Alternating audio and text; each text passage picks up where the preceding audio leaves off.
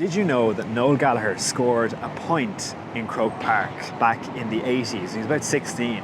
So this weekend is actually a bit of a homecoming for him. Not the first time he's played there, but it is the first time he's played music there. To find out more about the Gallagher's heritage, about their Irish connections, their mammy and daddy, where they were from, I decided to head to EPIC, the Irish Emigration Museum. They've got a tour on at the moment, running until Sunday, which details exactly how the Gallagher brothers came to be in Manchester. Oasis coming to Dublin is a huge deal. Oasis have a huge Irish connection and so many Irish fans, so Dublin City is going to be absolutely bedlam this weekend, and we really wanted to get in on that and show off the Oasis Irish connection and show people the history behind that, behind their working class Irish roots.